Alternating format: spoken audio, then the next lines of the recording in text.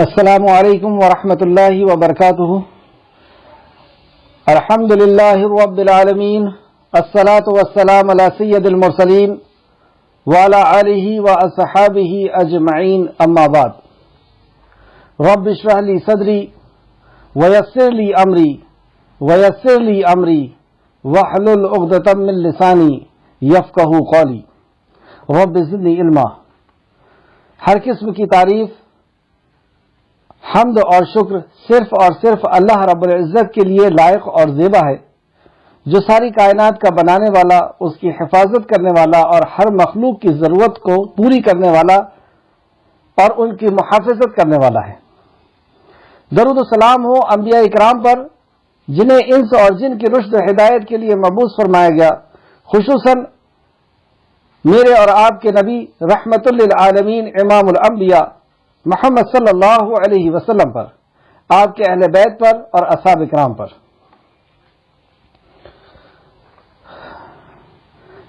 معزز سامعین اکرام، آج سورہ حج کی آیت نمبر 63 سے کلاس رہے گی۔ آج جو آیت مبارکہ ہم پڑھنے والے ہیں، اس میں ہم دیکھیں گے کہ اللہ کی تخلیق کا اللہ رب العزت نے بیان کیا۔ اللہ نے اپنی قدرت کی نشانیاں بتائی، اور اللہ کی شفقت اور رحمت کا ذکر، اور پھر اس کے بعد توحید کو اللہ رب العزت نے سمجھایا، اور باطل معبود کا اگزامپل دے کر کے ہمیں سمجھایا، اور پھر ہمارے خالق نے ہم سے ایک شکوہ کیا۔ آیت نمبر 63، اعوذ باللہ من الشیطان الرجیم، الم ترى ان اللہ انزلنا من السماء ماء۔ کیا آپ نے نہیں دیکھا کہ اللہ نے آسمان سے پانی نازل کیا؟ آسمان سے پانی کا نزول یہ ایک بہت بڑی اللہ رب العزت کی قدرت ہے کہ اس نے ایک سورج ہمارے سر پر رکھا، اور وہ اس زمین سے پانی کو لے کر کے اوپر جاتا ہے۔ سے اللہ رب العزت اسے ایک جگہ سے دوسری جگہ لے کر کے جاتا ہے، اور جہاں پر جتنی ضرورت ہوتی ہے پانی کی، اتنا پانی وہاں پر برساتا ہے، اور پانی کے برسنے کا بھی ایک خاص انداز، اس کی بوندوں کا بھی ایک خاص انداز، اور جب پانی گرتا ہے تو ہوا سے کہ جھرنے سے وہ ہوتا ہوا یوں سمجھیے کہ پہنچتا ہے۔ اگر سیدھا پانی گر جائے تو انسان کو بھی وہ نقصان پہنچا دے، لیکن آپ دیکھتے ہیں کہ ایک چیٹی کے اوپر بھی پانی گرتا ہے اور اسے وہ نقصان نہیں پہنچاتا۔ تو اللہ رب العزت نے بارش نازل کی، یہ اللہ کی بہت بڑی رحمت ہے، اور بغیر پانی کے انسان کا وجود ہی نہیں۔ انسان کے لیے ہوا کے بعد سب سے زیادہ اگر کسی چیز کی ضرورت ہے تو پانی کی ہے، اور آپ دیکھیں گے کہ دنیا کے اندر ہوا سب سے زیادہ ہے، آکسیجن سب سے زیادہ ہے، اور بغیر ٹیکس کے اور بغیر پیسے کے اللہ رب العزت ہمیں وہ مہیا کر رہا ہے۔ اور اس کے بعد پانی کی ضرورت سب سے زیادہ ہے، تو 75% اس زمین کے اندر اللہ رب العزت نے پانی رکھ دیا۔ پھر اس سے زمین سرسبز ہو جاتی ہے۔ جب وہ پانی زمین کے اندر گرتا ہے تو زمین سے پودے نکل جاتے ہیں اور زمین کو ہرا بھرا کر دیتے ہیں، یعنی ہر مخلوق کی غذا کو پیدا کرتے ہیں۔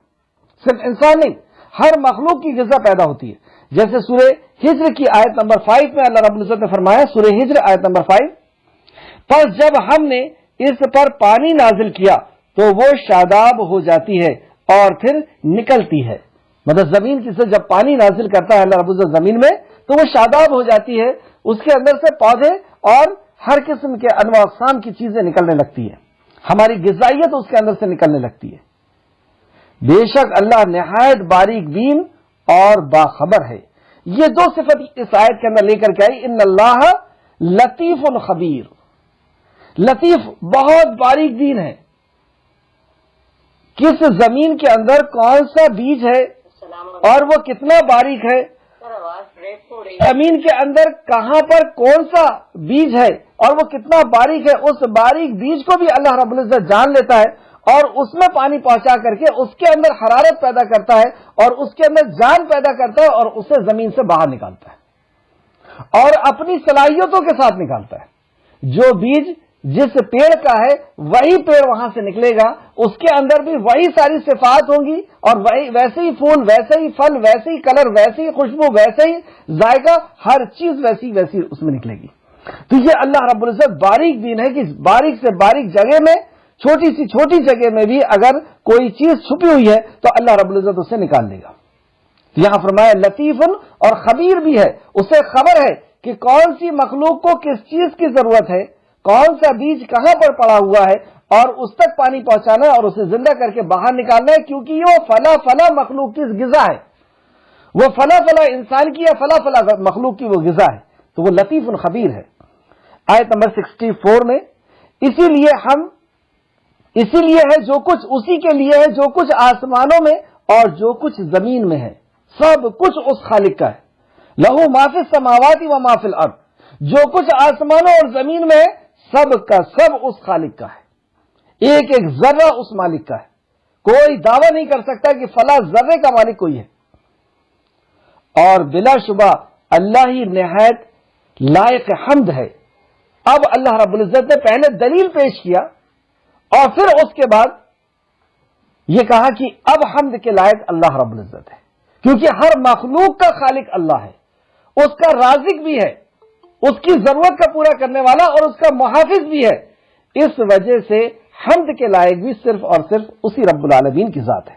یہاں پر بھی دو صفت کا اللہ نے ذکر کیا، وَإِنَّ اللَّهَ لَهُ الْغَنِيُّ الْحَمِيدُ، وہ غنی ہے، بے نیاز ہے، یعنی اللہ ہی کی ذات ایسی ہے جو بے نیاز ہے، جسے کسی کی پرواہ نہیں اور کسی چیز کی ضرورت نہیں، اور اللہ کی جتنی بھی مخلوق ہے، اللہ کے علاوہ جتنی بھی چیزیں ہیں وہ سب مخلوق ہے اور سب محتاج، ساری کی ساری مخلوق محتاج، اللہ ہی بے نیاز ہے اور مخلوق ساری محتاج ہے۔ تو اس لیے یہاں پر اللہ نے کہا کہ لہو ما فی السماوات و ما فی الارض، اسی کا ہے جو کچھ زمین و آسمان کے اندر ہے، ہر چھوٹے سے چھوٹی اور بڑے سے بڑی چیز سب اس کی ہے، اور اللہ بے نیاز ہے اور یہ ساری مخلوق محتاج ہے، سبحان اللہ۔ اور پھر اس کے آگے کہا وہ حمید ہے، اسی کے لیے حمد ہے، تعریف اور حمد کے لائق اسی کی ذات ہے۔ آیت نمبر 65، کیا آپ نے نہیں دیکھا کہ بے شک اللہ نے تمہارے تابع فرمان کر دیا جو کچھ زمین کے اندر ہے۔ یہ بھی بہت بڑی اللہ رب العزت کی قدرت ہے کہ زمین کے اندر جو کچھ بھی چیزیں ہیں اللہ رب العزت نے ہمارا تابع فرمان اس کو بنا دیا۔ بڑے بڑے جانوروں کو ہم دیکھتے ہیں کہ اونٹ اور گھوڑے جیسے جانور وہ ہمارے تابع فرمان ہیں، سمندر کے اندر ناؤ چل رہی ہے، کشتیاں چل رہی ہیں، وہ ہماری تابع فرمان ہے۔ سورج، چاند، زمین، ہر چیز ہماری خدمت میں لگی ہوئی ہے، ہر مخلوق ہماری خدمت میں، اللہ رب العزت نے ہماری خدمت کے لیے پیدا کر دیا۔ ذرا آنکھ اٹھا کر کے، نظر اٹھا کر کے دیکھیے، جس چیز کے اوپر آپ کی نظر جائے گی وہ آپ کا غلام نظر آئے گا۔ ہمیں بادشاہ بنا کر کے اللہ نے پہنچا دیا اور ہر چیز کو ہماری خدمت کے میں لگا دیا۔ ہوا ہمارے لیے، سورج ہمارے لیے، پانی ہمارے لیے، ہر پیڑ ہمیں آکسیجن دے رہا ہے، پہاڑ ہمارے لیے کہ وہ ہماری زمین کے بیلنس کو بنا رہا ہے، ہر مخلوق کو ہماری خدمت میں لگا دیا۔ تو اللہ فرماتا ہے کیا آپ نے نہیں دیکھا کہ بے شک اللہ نے تمہارے تابع فرمان کر دیا جو کچھ زمین کے اندر ہے، اور کشتیاں جو اس کے حکم سے سمندر پر چلتی ہے، اور کشتیاں جو سمندر کے اندر چلتی ہے، جو ناؤ سمندر کے اندر چلتی ہے، آپ دیکھیں کہ کتنی جوخم لے کر کے، کتنے رسک کے ساتھ وہ چلتی ہے۔ کبھی وہ دشا بھول سکتی ہے کیونکہ روڈ تو ہوتی نہیں، کبھی وہ بڑے بڑے سمندر کے جانوروں سے اور اس سے نقصان اس کو پہنچ سکتا ہے، کبھی سمندر کے طوفان سے اس کو نقصان پہنچ سکتا ہے، کبھی وہ خود ڈوب سکتی ہے، لیکن اللہ رب العزت فرماتا ہے کہ ہم اس کو لے کر کے چلتے ہیں۔ اس طریقے سے سورہ جاسیہ، سورہ نمبر 45 اور آیت نمبر 13 کے اندر اللہ رب العزت فرماتا ہے، سورہ جاسیہ آیت نمبر 13 کے اندر اللہ فرماتا ہے اور جو کچھ آسمانوں میں ہے اور جو کچھ زمین میں ہے سب کو اپنے حکم سے تمہارے تابع کر دیا۔ اللہ نے اپنے حکم سے تمہارے تابع کر دیا، تمہارا ان کو خادم بنا دیا، تمہارا ان کو غلام یا تمہارے تابع فرمان کر دیا، یعنی تمہاری اس کو خدمت میں لگا دیا۔ اللہ نے اپنے حکم سے دنیا کی ہر چیز کو ہماری خدمت میں لگا دیا۔ سورہ جاثیہ کی آیت نمبر 13 تھی، اور وہ آسمان کو تھامے ہوئے ہے کہ اس کی اذن کے بغیر وہ زمین پر نہ گرے۔ اللہ نے اپنے اذن سے، اپنے حکم سے آسمان کو تھام لیا، یعنی آسمان لٹکا ہوا نہیں ہے کسی چیز سے، نہ اس کے اوپر کوئی چیز، نہ اس کے کوئی نیچے چیز، یعنی معلق ہے، وہ نیچے سے کوئی سپورٹ نہیں ہے، کوئی بیم اور کالم نہیں ہے، اور نہ ہی اوپر سے کسی چیز سے لٹکا ہوا ہے، یہ اللہ کے حکم سے اٹکا ہوا ہے۔ کتنی بڑی قدرت ہے، کتنی بڑی اللہ رب العزت کے وجود کی نشانی ہے۔ اور آسمان کو تھامے ہوئے ہے، وہ اللہ نے اسے تھامے ہوئے کہ اس کے اذن سے، یعنی اس کے حکم کے بغیر وہ زمین پر نہ گرے۔ تو وہ یہ بھی ہمارے لیے، یعنی ساری مخلوق کے لیے اللہ کی ایک حفاظت ہے۔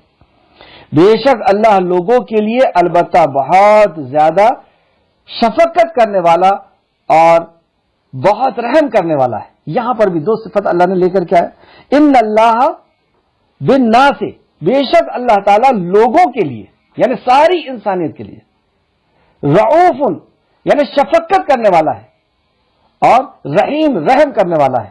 یہ صفت کا کیا یہاں پہ تعلق ہے اللہ بہتر جانتا ہے، لیکن ہمیں سمجھ میں جو آتا ہے کہ ہم اللہ کی نافرمانی پہ نافرمانی کر رہے ہیں، انسان اللہ رب العزت کی بغاوت پہ بغاوت کر رہا ہے، اس کو بھول کر کے وہ جی رہا ہے، لیکن اللہ رب العزت اس کے وقت پر اسے جس وقت پہ جس چیز کی ضرورت ہے ان چیزوں کو اللہ رب العزت مہیا کر رہا ہے۔ 3 وقت کا ہمیں وقت پر کھانا دے رہا ہے، آکسیجن دے رہا ہے، پانی دے رہا ہے، ہمیں دیکھنے کے لیے روشنی آنکھ دے دیا اللہ رب العزت نے، بولنے کے لیے زبان دے دیا، عقل دے دیا، ہر وقت جو کام کر رہی ہے یہ وہ اللہ شفیق ہے اور وہ رحیم ہے۔ آیت نمبر 66، اور وہی ہے جس نے تمہیں زندہ کیا پھر وہ تمہیں مار دے گا، پھر وہ تمہیں زندہ کرے گا، بے شک انسان بہت ہی ناشکرا ہے۔ یہاں پہ ناشکرا کیوں کہا گیا؟ اس میں کیا شکر کی بات؟ تو غور کریں، اللہ رب العزت نے ہمیں پیدا کیا، اور پیدا بھی کیا کیا؟ ایک حقیر نطفے سے پیدا کر دیا، اور اگر پیدا نہ کرتا تو کوئی نام و نشان، کوئی وجود ہی نہ ہوتا۔ اچھا پیدا بھی کیا تو انسان بنا کر کے پیدا کیا، کیا یہ شکر نہیں ہے اللہ کا؟ اور انسان بھی ایسا کہ ان انسانوں میں سے بھی ہمیں چن لیا، ہمیں پسند کر لیا۔ نبی کریم صلی اللہ علیہ وسلم نے فرمایا اللہ جب کسی کو پسند کرتا ہے تو اسے دین کی سمجھ دیتا ہے۔ یہ دین کی سمجھ تھی کہ ہم اللہ کے کلام کو سیکھ رہے ہیں، سمجھ رہے ہیں، ہمیں دین کی سمجھ دے دیا۔ ہزاروں کروڑوں لوگ میں ہم نے نبی کریم محمد صلی اللہ علیہ وسلم کو نکال دیا کہ یہ ہمارے رہبر اور رہنما ہے۔ نبی کریم صلی اللہ علیہ وسلم وہ ہستی ہے کہ جو ہمارے آئیڈیل ہیں، جن کو دیکھ کر کے، جن کی زندگی، جن کی سیرت کو دیکھ کر کے ہمیں زندگی گزارنا ہے۔ یہ اللہ رب العزت کا کتنا بڑا احسان ہے۔ اور پھر اس کے بعد غور کریں، اور بے شمار احسان ہے، بے شمار احسان ہے۔ اور وہی ہے جس نے تمہیں زندہ کیا پھر وہ تمہیں مار دے گا، اور پھر وہ تمہیں زندہ کرے گا۔ پھر یہ کتنا بڑا احسان کہ وہ مارے گا، اور مارنے کے بعد قبر میں ہمیں جنت کا ایک بچھونا دے گا، اور پھر زندہ کرے گا، اور حشر کے میدان میں اپنا سایہ نصیب کرے گا، اور ہمیشہ ہمیش کی جنت دے گا۔ اس سے بڑا احسان اور کیا ہو سکتا ہے؟ کسی اور جانور کے لیے، کسی اور مخلوق کے لیے جنت اور جہنت کا تصور نہیں ہے۔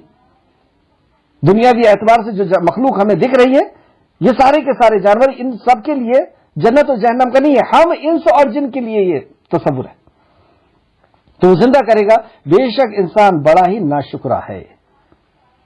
اس لیے اللہ رب العزت نے کہا کہ اتنی بڑی نعمت اس کو انسان بنا کر کے اللہ رب العزت نے پیدا کیا، شریعت دیا، اور اس شریعت کو سمجھانے کے لیے رحمت للعالمین کو پہنچا دیا۔ انہیں قبر میں آرام کا انتظام کیا، حشر میں آرام کا انتظام کیا، اور جنت ہمیشہ ہمیش کی جنت دیا۔ لیکن پھر بھی ان الانسان لکفورا، کہ بے شک انسان بڑا ہی ناشکرا ہے۔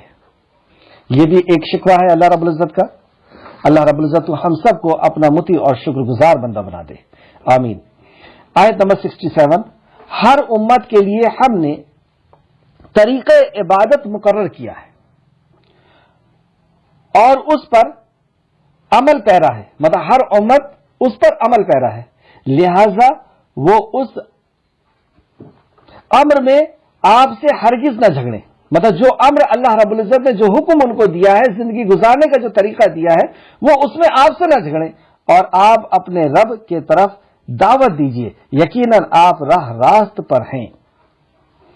یہ آیت کا تعلق مناسک حج سے ہے، حج کے ارکان سے، کیونکہ حج کے ارکان میں کچھ رکن نبی کریم صلی اللہ علیہ وسلم کی شریعت نے، یعنی ہماری شریعت نے چینج کر دیا. اللہ رب العزت کے حکم سے کچھ چیزیں بدل گئی.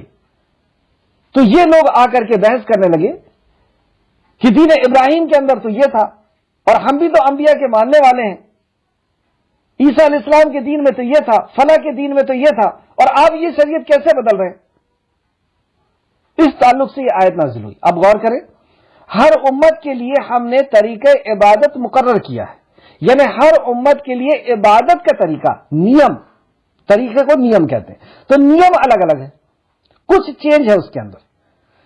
لیکن ہم جانتے ہیں کہ اسلام دو چیز سے مل کر کے بنا ہے، مسلمان دو چیز سے مل کے بنا ہے، اور اللہ ہی نے اس کی اگزامپل دیا. اگزامپل پیڑ سے دیا، ایک جڑ ہوتا ہے اور دوسرا تنا ہوتا ہے. تو جو جڑ کا حصہ ہے اسے عقیدہ کہتے ہیں. عقیدہ سب انبیاء کا ایک جیسا رہا ہے. ہر کسی کا عقیدہ کہ اللہ رب العزت ہی خالق ہے، مالک ہے، رازق ہے. اللہ کی وحدانیت پر ایک ہونا، اس کی ربوبیت، اس کی الوہیت، اس کے اسماء الحسنہ پر، یہ سارے انبیاء کا عقیدہ جو تھا وہ ایک ہی تھا. آخرت کے تعلق سے، انبیاءوں کے تعلق سے، اللہ کی وحی کے تعلق سے، اور اللہ کی وحدانیت کے تعلق سے.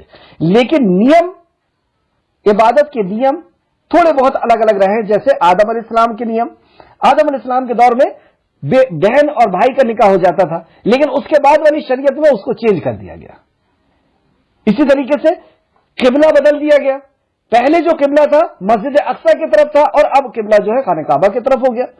اسی طریقے سے عمرہ، مشرکین مکہ خانہ کعبہ کا، یعنی حج کے اندر عمرہ نہیں کرتے تھے، لیکن نبی کریم صلی اللہ علیہ وسلم نے فرمایا کہ حج میں عمرہ بھی کرنا ہے. اس طریقے سے مشرکین مکہ 9 ذی الحجہ کو مزدلفہ میں قیام کرتے تھے، لیکن نبی کریم صلی اللہ علیہ وسلم نے فرمایا کہ 9 ذی الحجہ کو عرفات کے میں قیام کرنا ہے. اسی طریقے سے عرفات کے نکلنے کا وقت جو ہے وہ طلوع آفتاب سے پہلے، یہ لوگ طلوع آفتاب کے بعد نکلا کرتے تھے. تو ان ساری باتوں سے انہوں نے اختلاف کیا اور بحث کرنا شروع کر دی. کس چیز پر؟ مسائل پر بحث کرنا شروع کر دی. یہ بھی غور کرنے والی بات ہے. مسائل پر بحث کرنا شروع کر دیے کہ نہیں، ہمارے ہاں یہ نیم تھا، آپ کے ہاں یہ نیم ہو گیا، یہ کیسے ہو گیا؟ اور ہم سے بھی کوئی یہ سوال کر سکتا ہے کہ جب اللہ ایک ہے اور وہ اپنے نبیوں کو پہنچاتا ہے تو اس نے نیم کیوں بدلا؟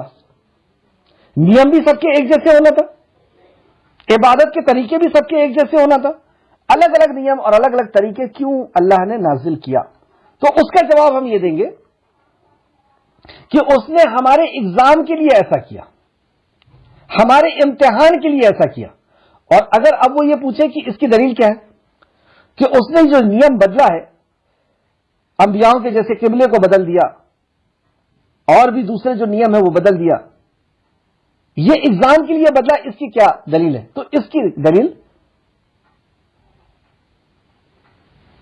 قبلتین ہے.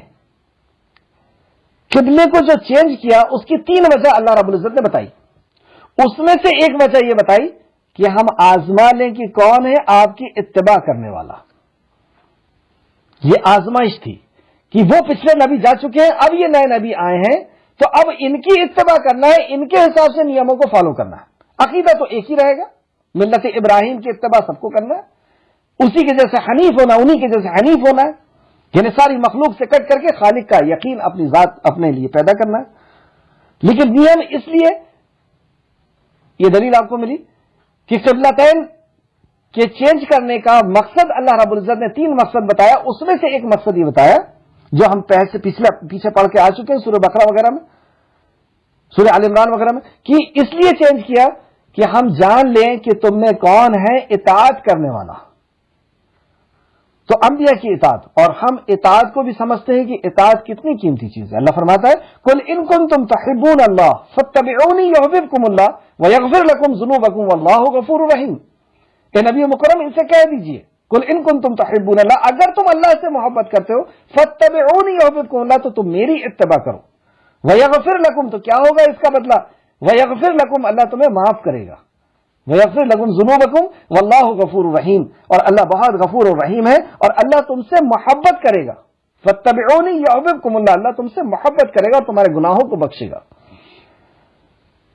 یہ انبیاء کی شریعت کا چینج کرنے کا ایک مقصد جو اس آیت کی دلیل سے ہمیں سمجھ میں آتا ہے کہ وہ ہمارا امتحان ہے. کیونکہ کیا ہوتا ہے، انسان اپنے روایتوں کو ہی سب کچھ سمجھ لیتا ہے کہ ہماری خاندان کی اور ہماری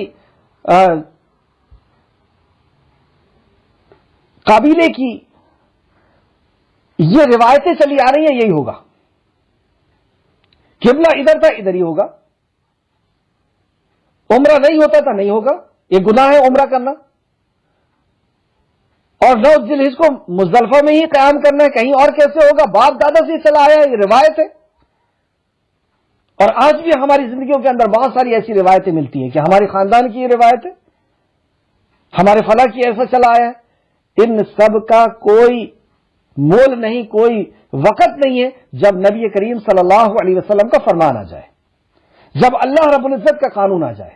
تو یہ ایگزام آج بھی ہمارے ساتھ چل رہا ہے کہ ہم پڑھتے پڑھتے علم کے اس جگہ میں پہنچتے ہیں، وہ علم حاصل کرتے ہیں جو ہماری روایتوں سے ٹکرا جاتا ہے، جو ہمارے نیموں سے ٹکرا جاتا ہے، ہماری خاندانی رواجوں سے ٹکرا جاتا ہے. اب اللہ ہمیں وہاں پہ آزماتا ہے کہ تم مطیع اور فرمانبردار ہوتے ہو یا پھر مخالفت کرتے ہو. اب غور کریں، آپ ہر امت کے لیے ہم نے طریقہ عبادت مقرر کیا ہے. تو ہمارے لیے طریقہ عبادت نبی کریم صلی اللہ علیہ وسلم کی شریعت یا ہماری جو شریعت ہے، اور اس پر وہ عمل پیرا ہے. لہذا وہ اس امر میں آپ سے ہرگز نہ جھگڑے، مطلب اس مسائل میں آپ سے ہرگز نہ جھگڑے، اور آپ اپنے رب کی طرف دعوت دیجیے. تو آپ ان مسائل سے ہٹ کر کے کیا کریں؟ اپنے رب کی طرف دعوت دیجیے، توحید کی طرف دعوت دیجیے. اصل دین، اصل جو روٹ ہے، اصل جو دین ہے یعنی عقیدہ ہے، آپ اس اللہ کی طرف توحید کی دعوت دیجیے، اللہ کی دعوت دیجیے. یقیناً آپ راہ راست پر ہیں، یہ ہے راہ راست. تو پھر ان مسائل کا کیا ہوگا؟ آیت نمبر 68. اور اگر وہ آپ سے جھگڑا کرتے ہیں تو آپ کہہ دیجئے، اگر وہ مسائل پہ آپ سے جھگڑا کر رہے ہیں کہ ایسا نہیں ایسا ہوگا، پہلے سے ایسا چلا آیا، تو جو عمل وہ کرتے ہیں اللہ اسے خوب جاننے والا ہے. اللہ ہی یوم قیامت تمہارے مابین ان باتوں کا فیصلہ کرے گا جن میں وہ اختلاف کرتے تھے. تو یہ جتنے بھی اختلاف کر رہے ہیں مسائل کے اندر، اللہ رب العزت اس کا حساب لے گا. اور عمل کی قبولیت کی بارہا یہ بتایا گیا ہے، بار بار یہ بتایا گیا ہے کہ عمل کی قبولیت کی 3 شرط ہے: ایمان، اخلاص اور نبی کریم صلی اللہ علیہ وسلم کا طریقہ. اس کو ہم نظر انداز نہیں کر سکتے، ان نیموں کو ہم نظر انداز نہیں کر سکتے. نیم تو وہی چلیں گے اور عقیدہ بھی وہی چلے گا جو جناب رسول اللہ صلی اللہ علیہ وسلم کے ذریعے سے ہم تک پہنچا ہے. آیت نمبر 70، یہاں پہ بھی مخلوق کے بارے میں اللہ کا کمال علم کی طرف اشارہ کیا گیا ہے. اور واقعی اگر اللہ رب العزت اپنی مخلوق کو بھول جائے تو کوئی مخلوق زندہ نہیں رہ سکتی. ہم ہی اپنا غور کریں کہ کسی چیز کو ہم نے گھر پہ لے کر کے آئے، کسی جانور کو گھر پہ لے کر کے آئے اور کسی کمرے کے اندر اس کو باندھ کر کے بھول جائیں، کیا ہوگا؟ ختم ہو جائے گا. تو اللہ رب العزت کی جو مخلوق اس زمین کے اندر ہے، اگر خالق کائنات انہیں بھول جائے، ان کی حفاظت نہ کرے، ان کی ضرورتوں کو پورا نہ کرے تو کیا بچے گی؟ تو یہ اس دنیا کے اندر جتنی بھی مخلوق زندہ ہے، یہ اس بات کی دلیل ہے کہ ان کا خالق انہیں بھولا نہیں. ان کا خالق ان کی ضرورتوں کو جان رہا ہے، ان کی ضرورتوں کو پوری کر رہا ہے. یہ اس کی دلیل ہے. آیت نمبر 70 سماعت فرمائے، کیا آپ نے نہیں جانا؟ کیا آپ نہیں جانتے؟ الم ترى ان اللہ، کیا آپ نہیں جانتے کہ بے شک اللہ ہی جانتا ہے جو کچھ آسمانوں میں اور زمین میں ہے. اللہ ایک ایک ذرے کو جانتا ہے، جو کچھ آسمان میں اور زمین میں. کوئی چیز اس کے علم سے باہر نہیں ہے. بلا شبہ یہ سب کچھ کتاب لوح میں کتاب میں لکھی ہوئی ہے. بے شک یہ اللہ پر بالکل آسان ہے. 3 باتیں اس کے اندر. سب سے پہلی بات یہ کہ جتنی بھی مخلوق ہے، ہر مخلوق کو اللہ رب العزت جان رہا ہے. پتا کون سا جھڑ رہا ہے، ایک ایک پتے کو وہ جان رہا ہے. ہوا کب کہاں کون سی ہوا چل رہی ہے، کئی قسم کے ہوا کا اللہ رب العزت نے قرآن میں ذکر کیا. ان ہواؤں کو وہ جان رہا ہے، ایک ایک ذرے کو وہ جان رہا ہے. اور صرف جان نہیں رہا، اللہ نے بتایا کہ ہم نے اس کو ریکارڈ کر کے رکھا ہے, اس کو لکھ کر کے رکھا ہے. اور کہاں لکھ کر کے رکھا ہے اس کو ہم حدیث کے حوالے سے سمجھیں گے, مطلب نبی کریم صلی اللہ علیہ وسلم کی زبان مبارک سے سمجھیں گے. اور پھر تیسری بات فرمایا بے شک یہ اللہ پر بالکل آسان ہے. اب ہمارے ذہن میں ایک بات آئی نا کہ ان گنت مخلوق ہیں, جانور ہیں, کیڑے مکوڑے ہیں, ذرات ہیں, کण ہیں, اور ان سب کو لکھ کر کے بھی رکھنا اور جاننا بھی, یہ تو بہت بڑا کام ہے. لیکن اللہ فرماتا ہے کہ اللہ رب العزت کے لیے ان ذالک علی اللہ یسیر, کہ بے شک اللہ کے لیے یہ بالکل آسان ہے. سبحان اللہ, وہ ذات ہے جس کے طرف عبادت کے لیے ہمیں نبی کریم صلی اللہ علیہ وسلم بلاتے ہیں, اور خود اللہ رب العزت بتاتا ہے لکھ کر کے کیسے رکھا ہے اور مخلوق کو کس طریقے سے جانتا ہے. اس کے لیے آپ دیکھیں حدیث مسلم شریف, صحیح مسلم میں عبداللہ بن عمر رضی اللہ عنہ سے روایت ہے کہ ثابت ہے کہ رسول کریم صلی اللہ علیہ وسلم نے فرمایا اللہ تعالیٰ نے تمام مخلوقات کی تقدیر آسمان اور زمین کے پیدا فرمانے سے 50,000 سال پہلے لکھ دی, اور اس وقت اس کا عرش پانی پر تھا. اللہ اکبر. ہر مخلوق کی پیدائش, یعنی جو کیڑے مکوڑے چل رہے ہیں اور جو چیوٹی چل رہی ہے اور جو پرندے اڑ رہے ہیں اور جو جانور اور جو درندے جنگل کے اندر ہیں اور جتنے بھی انسان ہیں اور جو آنے والے ہیں اور جو چلے گئے, ان سب کو, اور سورج اور چاند اور زمین اور آسمان اور جتنی بھی گیلیکسی ہیں, ان سب کی پیدائش کے 50,000 سال پہلے ان کا تقدیر لکھا اللہ نے کہ کون سا سیارہ کس روٹ پر جائے گا, کون سا اسٹار کس روٹ پر جائے گا, کون سی گیلیکسی کس روٹ پر جائے گی. اللہ اکبر. 50,000 سال پہلے یہ پورا پلان کیا اللہ رب العزت نے, اسے لکھ دیا, اور اس وقت اس کا عرش پانی پر تھا. کیسے تھا؟ جیسی اس کی شان کے لائق ہے, اس کے آگے ہمیں نہیں جانا ہے, بس عرش پانی پہ تھا. عرش کیا ہے جیسی اس کی شان کے لائق ہے وہ جانتا ہے. مسلم شریف حدیث نمبر 2653. دوسری حدیث دیکھیں جو امام ترمذی, ابو داؤد اور مسند احمد نے روایت. اصحاب کرام رضی اللہ عنہ کی ایک جماعت سے مروی ہے, مطلب صحابہ کرام کی ایک جماعت سے مروی ہے کہ رسول کریم صلی اللہ علیہ وسلم نے فرمایا اللہ تعالیٰ نے سب سے پہلے قلم کو پیدا کیا. اب یہ ایک غلط عقیدہ چلتا ہے کہ فلاں چیز پیدا ہوئی, فلاں چیز سب سے پہلے پیدا ہوئی, لیکن اس حدیث اور صحیح حدیث ہے, ترمذی میں بھی ہے اور ابو داؤد میں بھی ہے, مسند احمد میں بھی ہے, اور تفسیر ابن کثیر دارالسلام جلد نمبر 4 اور صفحہ نمبر 225 سے میں آپ کے سامنے اس کو بیان کر رہا ہوں. نبی کریم صلی اللہ علیہ وسلم کی صحابہ کی ایک جماعت فرماتی ہے کہ نبی کریم صلی اللہ علیہ وسلم نے فرمایا کہ اللہ تعالیٰ نے سب سے پہلے قلم کو پیدا کیا. قلم سمجھ رہے ہیں آپ, لکھنے کی چیز کو قلم کہتے ہیں, اور اس سے فرمایا لکھ. اس نے کہا میں کیا لکھوں؟ پھر فرمایا اللہ رب العزت نے لکھ دے, تو قلم نے اس وقت وہ سب کچھ لکھ دیا جو قیامت تک ہونے والا ہے.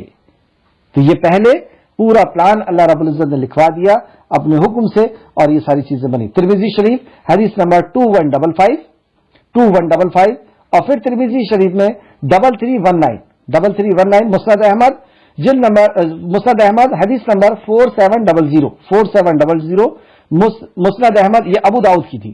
مسند احمد جلد نمبر 5 صفحہ نمبر 317 اور حدیث نمبر 2271.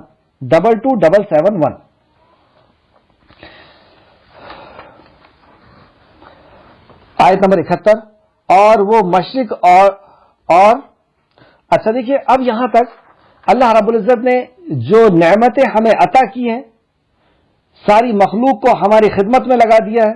آسمان سے بارش کو برسا کر کے اور زمین میں سے ہمارا رزق نکالتا ہے اور ساری مخلوق کا رزق نکالتا ہے, اور ہر مخلوق کو ہمارے تابع کر دیا, کشتی کو ہمارے تابع کر دیا. اور یہاں پر اپنی حفاظت کے تعلق سے فرمایا کہ اللہ رب العزت ہر مخلوق کا نگہبان بھی ہے. اور اس کے بعد اب اللہ کے علاوہ جن کی عبادت ہوتی ہے ان کی طرف اللہ رب العزت اشارہ کرتا ہے, اور وہ مشرک اللہ کے سوا اس چیز کی عبادت کرتے ہیں جس کی اللہ نے انہیں سند نازل نہیں کی, جس کی کوئی دلیل اور کوئی اس کا ثبوت نہیں ہے. ایسی چیز کے اللہ کے علاوہ وہ عبادت کرتے ہیں, اس اللہ کو چھوڑ کر کے جس نے ان کے لیے ہر مخلوق کو ان کے تابع فرمان کیا ہے.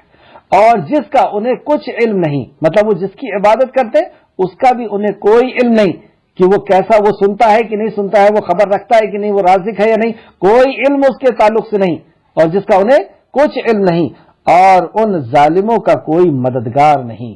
تو ایسے جو ظلم کرنے، ایسے جو گنہگار ہیں، ان کے تعلق سے اللہ نے فرمایا ان ظالموں کا کوئی مددگار نہیں۔ اللہ ایسے لوگوں سے ہم سب کی حفاظت فرمائے اور ہم سب کو بچا کر کے رکھے۔ اور جب ان پر ہماری کھلی آیتیں تلاوت کی جاتی ہیں، اب ایسے لوگوں کو ہم کیسے پہچانیں، کیسے بچیں ان سے،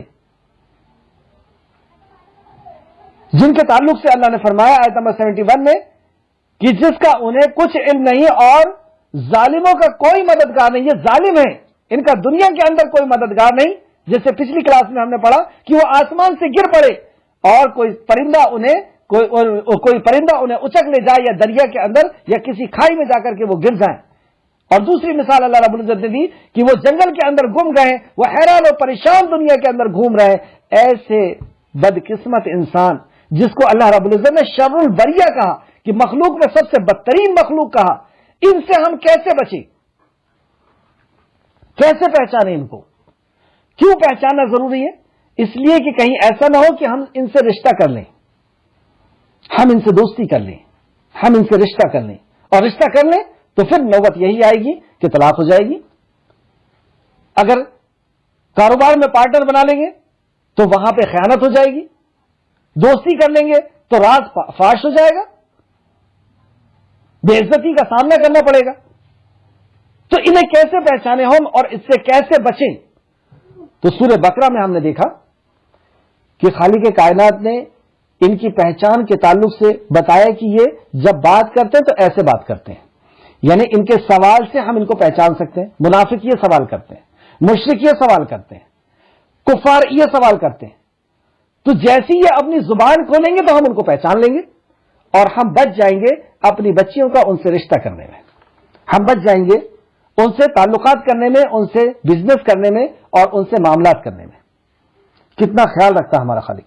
اور اس آیت کے اندر تو اللہ اکبر، اللہ رب العزت نے یہاں یہ بتا دیا کہ وہ اگر زبان نہ بھی کھولے تو ان کے چہرے سے تم پہچان لو گے کہ یہ مشرک ہے، اللہ کا نافرمان ہے، اللہ کا باغی ہے، اللہ کا دشمن ہے، اور اللہ کا دشمن تمہارا دوست نہیں ہو سکتا۔ تو یہاں پہ اس کے فیس امپریشن سے اللہ رب العزت نے بتا دیا کہ تم اسے پہچان لو گے۔ یہ ہے وہ کلام جس سے امت محمدیہ دور ہے اور ذلیل پہ ذلیل ہوتے جا رہی ہے۔ جیسے عمر فاروق نے فرمایا تھا کہ یہی تمہارے عروج کا ضامن ہے، یا عروج کی وجہ بنے گا، اور یہی تمہاری زوال کی وجہ بنے گا۔ اگر اسے چھوڑ دیا تو زوال میں چلے جاؤ گے، پستی میں چلے جاؤ گے، بربادی میں اور اندھکار میں چلے جاؤ گے، اور اس کو اگر پکڑ لیا تو تم عروج پر آ جاؤ گے۔ جیسے 600 ہجری تک مسلمان کا عروج کا دور تھا، کیونکہ اس نے قرآن کو پکڑا ہوا تھا۔ آپ دیکھیں، آپ فیس امپریشن سے پہچان لو گے آپ کہ وہ اللہ رب العزت کا باغی ہے، اور اس سے بچو گے رشتے سے۔ کیسے پہچانو گے؟ دیکھتے ہیں آیت نمبر 72۔ اور جب ان پر ہماری کھلی ہوئی آیتیں تلاوت کی جاتی ہیں تو آپ ان کافروں کے چہروں پر، یعنی انکار کرنے والوں کے چہروں پر، یہاں پر ہم انہیں بھی شامل رکھیں جو مسلمان کا بھیس پہن کر کے ہمارے ساتھ رہتے ہیں، مسلمان کے گھر میں پیدا ہوتے ہیں، اپنی آئی ڈی مسلمان کی رکھتے ہیں، لیکن وہ اللہ کے علاوہ کسی اور کو حاجت روا اور مشکل کشا سمجھتے ہیں، کسی اور کو سجدہ کرتے ہیں، کسی اور سے اپنی ضرورت کو پورا کرنے والا سمجھتے ہیں۔ جو اللہ کے کلام کا انکار کرتے ہیں، نبی کے فرمان کا انکار کرتے ہیں، انہیں انکار کرنے والا، انہیں کفر کرنے والا کہتے ہیں۔ ان کو ہم الگ نہ کریں۔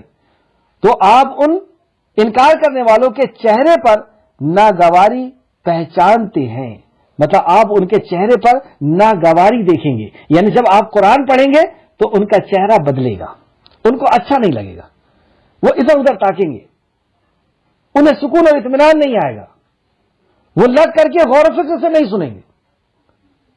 آپ ان کی حرکتوں سے، آپ ان کے چہرے کے امپریشن سے پہچان لیں گے کہ اللہ کا کلام ان کو برداشت نہیں ہو رہا۔ کیوں برداشت نہیں ہو رہا اللہ کلام؟ اس کی بھی وضاحت سنیں۔ لگتا ہے، اچھا پھر آپ کو کیسا لگے گا؟ لگتا ہے کہ وہ ان لوگوں پر حملہ کر دیں گے جو ان پر ہماری آیتیں پڑھتے ہیں، تو اللہ کا کلام سناتے ہیں، ان کو ایسا غصہ آئے گا جیسے کہ آپ کو وہ مار دیں گے، اتنا غصہ آئے گا ان کو اللہ کا کلام سن کر کے۔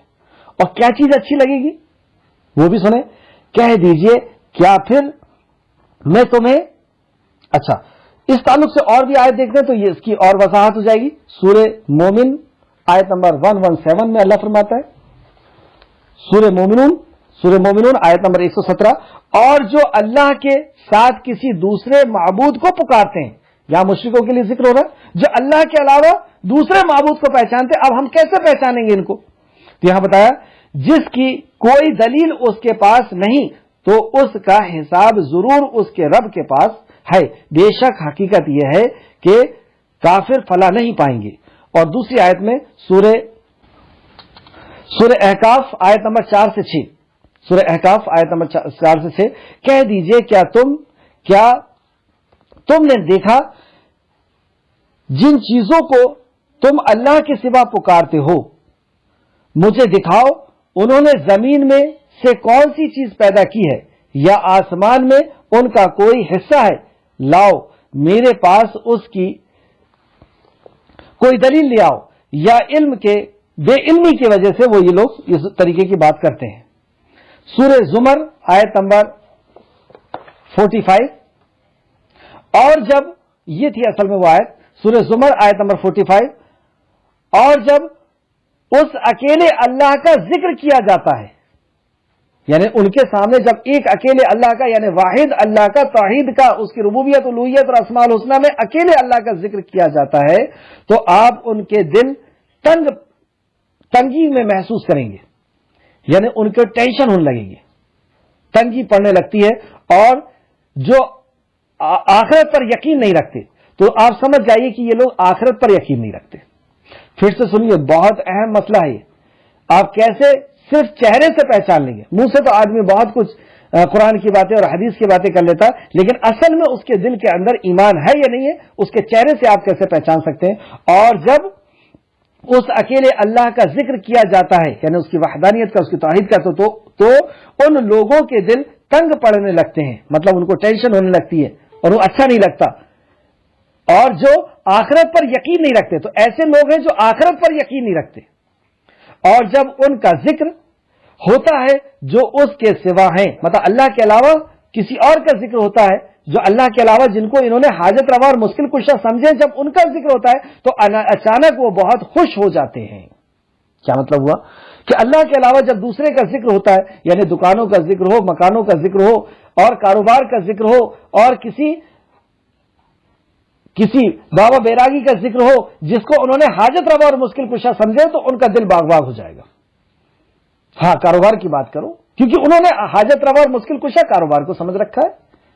وہ فلاں کی بات کرو, فلاں کی بات کرو تو وہ خوش ہو جائیں گے, لیکن اللہ کی بات کرتے ہیں تو ان کا دل جو ہے وہ تنگ پڑنے لگتا ہے. سمجھ جائیے کہ یہ آخرت پر یقین نہیں رکھتا. سورہ زمر آیت نمبر 45. اسی طریقے سے سورہ جن آیت نمبر 19 کے اندر اللہ نے فرمایا, سورہ جن آیت نمبر 19, اور یہ کہ بلا شبہ بات یہ ہے کہ جب اللہ کا بندہ کھڑا ہوا, اللہ کا بندہ کھڑا ہوا, تما عبداللہ, اللہ نے نبی کریم صلی اللہ علیہ وسلم کو عبداللہ کہہ کر کے 3 جگہ مخاطب کیا, اور بھی جگہ مخاطب کیا ہے, 3 جگہ میرے نالج میں ہے. یہ ایک بہت بڑا مقام یا بہت بڑا مرتبہ دیا گیا نبی کریم صلی اللہ علیہ وسلم کو کہ اللہ نے اپنا بندہ کہا. جیسے ہم یہ کہتے ہیں کہ میں اللہ کا بندہ ہوں, تو میں اپنے طور پہ کہہ رہا ہوں کہ میں اللہ کا عبادت گزار ہوں, اللہ کا مطیع و فرمانبردار ہوں, اللہ کی عبودیت کو میں نے قبول کر لیا. لیکن کیا ہوں کہ نہیں کیا ہوں, کتنا کیا ہوں, یہ اگر اللہ رب العزت کہہ دے تو بات بنے گی. تو اللہ رب العزت نے کسی کو کہہ دیا کہ ہاں یہ میرا بندہ ہے, اس سے بڑی اور پدوی کیا ہو سکتی ہے, اس سے بڑی اور ڈگری اور اس سے بڑا اور مقام کیا ہو سکتا ہے کہ اللہ کہہ دے ہاں یہ میرا بندہ ہے. تو اللہ رب العزت نے خاص مقام پر کہا. ایک جگہ جب کہا کہ جب اللہ رب العزت نے نبی کریم صلی اللہ علیہ وسلم کو مسجد اقصی سے خانہ کعبہ سے مسجد اقصی لے گیا, بارک اللہ حولہ, وہاں پر اللہ نے کہا کہ میں نے اپنے بندے کو راتوں رات مسجد اقصی سے مسجد کعبہ سے مسجد اقصی لے کے گیا. اور دوسری جگہ اللہ نے کہا کہ میں نے اپنے بندے پر یہ کلام نازل کیا. تو کلام کا مل جانا بھی ایک بہت بڑی نعمت ہے. اور معراج کا سفر بھی ایک بہت بڑی نعمت ہے. اور یہاں پر تیسری جگہ اللہ رب العزت ذکر کر رہا ہے کہ اپنے بندے کو کہہ کر کے, تو یہ کون سا مقام ہے اس کو بھی ہم غور کرتے ہیں. اور یہ کہ بلا شبہ بات یہ ہے کہ جب اللہ کا بندہ کھڑا ہوا, اللہ کا بندہ کھڑا ہوا یعنی اللہ کی دعوت دینے کے لیے, اللہ کی وحدانیت, اللہ کی توحید کی دعوت دینے کے لیے, اللہ کی طرف بلانے کے لیے, تو وہاں پر اللہ رب العزت نے کہا یہ میرا بندہ ہے.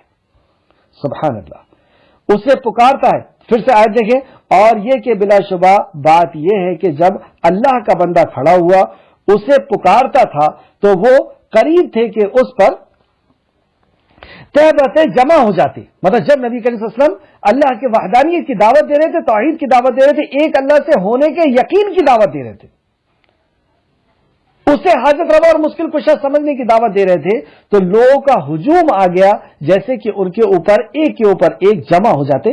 اس آیت کا مفہوم یہ ہے.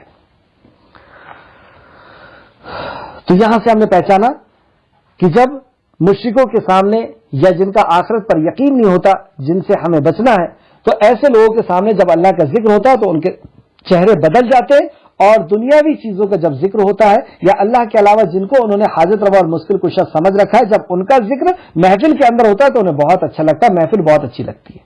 لیکن اللہ کے ذکر سے ان کی محفل میں داغ لگ جاتا ہے. نعوذ باللہ, استغفر اللہ. اللہ ہم کو ایسے لوگوں سے محفوظ رکھے اور ہمیں ایسے لوگوں کی پہچان دے اور ایسے لوگوں کے دھوکے سے ہم سب کو محفوظ رکھے. کہہ دیجئے, آیت دوسری دیکھیں, اسی آیت کا دوسرا حصہ, آیت نمبر 72, کہہ دیجئے کیا پھر میں تمہیں اس سے زیادہ بدتر کی خبر دوں. یعنی جو لوگ اللہ کے ذکر سے خوش نہیں ہو رہے, ان کے چہرے بدل رہے ہیں, ان کا وقت خراب ہو رہا ہے, اللہ رب العزت کے کلام کو سن کر کے, اس کی توحید کو جان کر کے ان کا وقت خراب ہو رہا ہے, ان کے چہرے بدل رہے, یہ سننا نہیں چاہتے, تو ان سے آپ کہیے, کہہ دیجئے کیا پھر میں تمہیں اس سے زیادہ بدتر کی خبر سناؤں. وہ آگ ہے جس کا اللہ نے کافروں سے وعدہ کر رکھا ہے.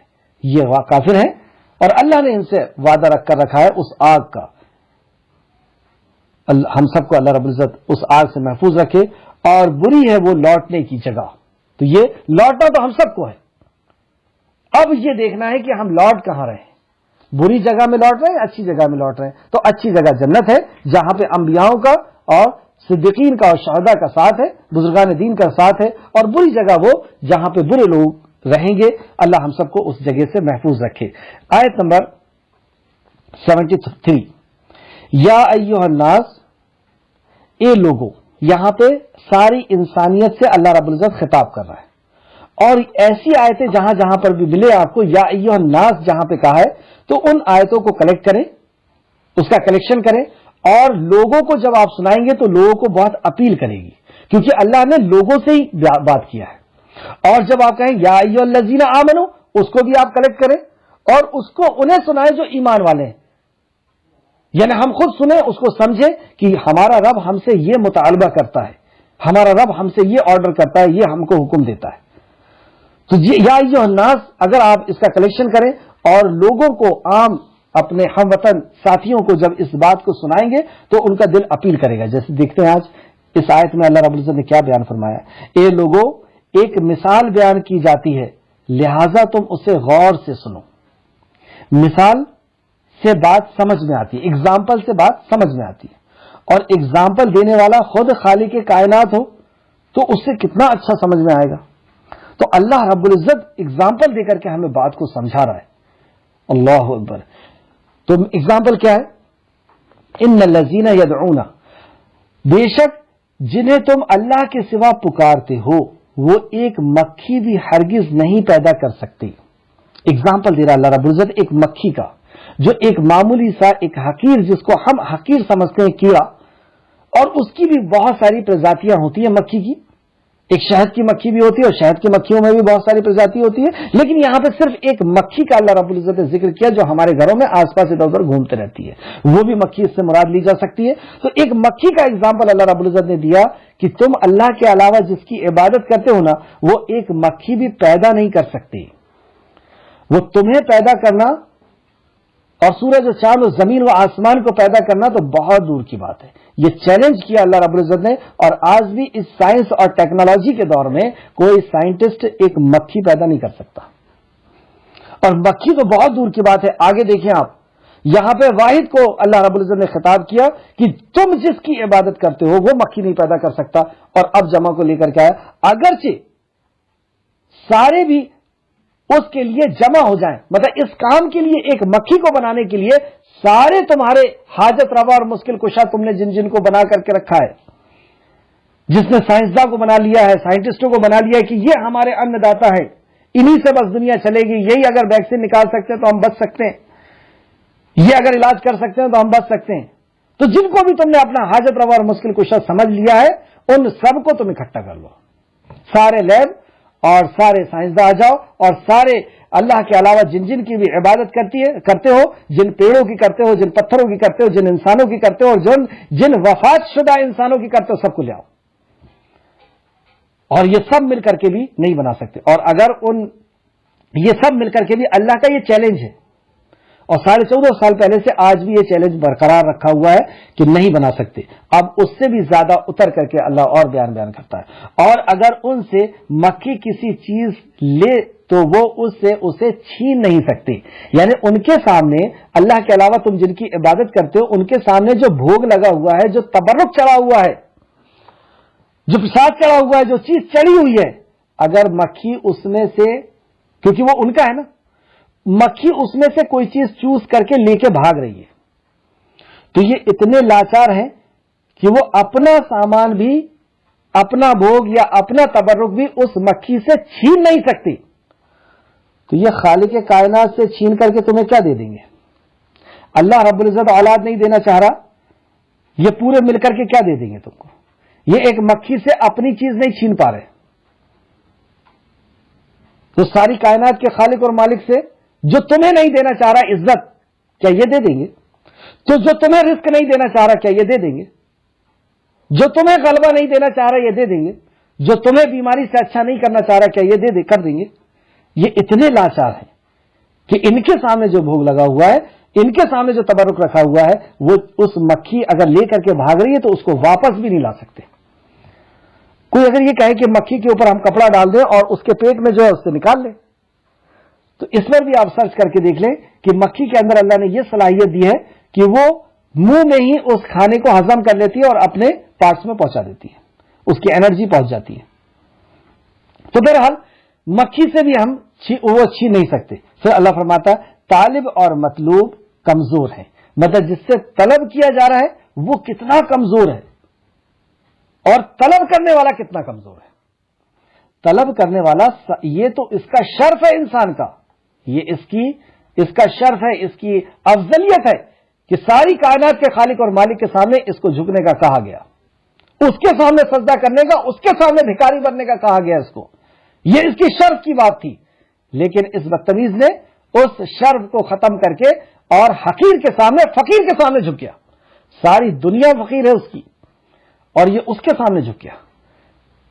یہ بے جان جانوروں کے سامنے, پتھروں کے سامنے, پیڑوں کے سامنے اور فوت شدہ شخصیتوں کے سامنے اس نے اپنے آپ کو جھکا دیا, اس نے اپنے ظرف کو کمزور کر دیا, اس نے اپنے وقار اور اپنے مقام کو اس نے خود گرا دیا.